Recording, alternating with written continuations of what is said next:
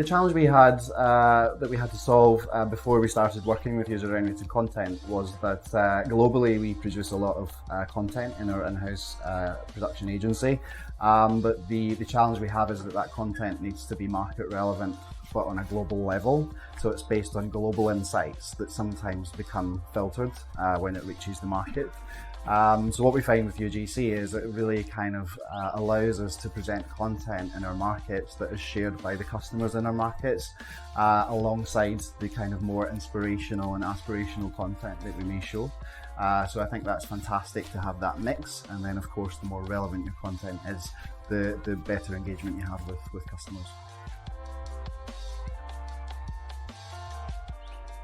So the primary benefits of UGC for Ikea, first of all, it is, as I said, the market relevance in terms of the type of content that we're able to show our customers, which they can relate to because it's similar to their homes.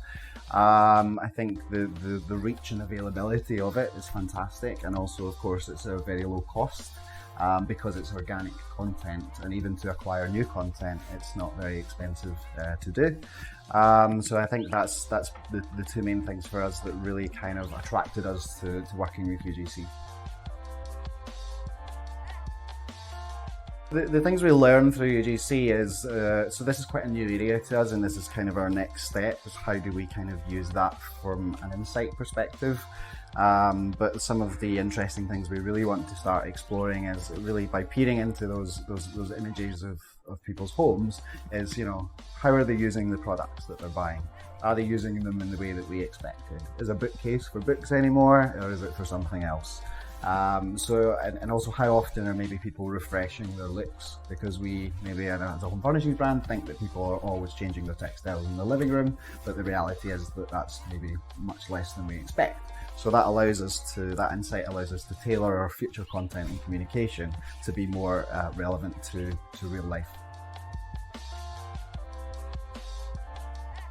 The value of user-generated content is that it does work across all aspects of the customer journey, all the way from the inspiration stage down to filtering, and then to actually deciding to buy. So I think it's about how you tailor the way you present UGC that then makes it work according to the objectives of, for example, the page on your site or the social channel that you're using. But the main benefit for me is the ability to connect our product range to user-generated content to provide a very seamless and fluid shopping experience for those who do then want to buy our products, which means they do move down the funnel a lot more naturally and more easily. In order to co-create with our customers, it's always been a challenge to find out what is the best way to do that adds the most value from a brand engagement perspective, but also for us being able to utilise that content in a good way. But through the social media acquisition of the content that we want to collect for UGC, we actually have built a community called Ikea at 9. Which actually we do go out with a call to action, and we will ask for specific content for the chance for people to be featured on our website and social media. And every month we also have a monthly roundup of showcasing the best UGC on Instagram. And we find that relationship and co-creation feels more natural and organic than almost trying to find a way to maybe pay for content in a different way. So it really works well for us. So the future of visual content in commerce, I think, is always exciting. I think every week there's something new, and every week there's a new technology available to us.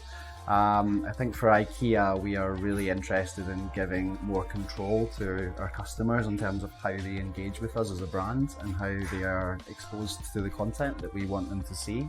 So I really think the future will be about giving that control and giving as many ways to engage with us through content as possible to the customer. So UGC being one of those, but also things like voice search, visual search, and augmented reality. These are all things that we're starting to try and test at Ikea.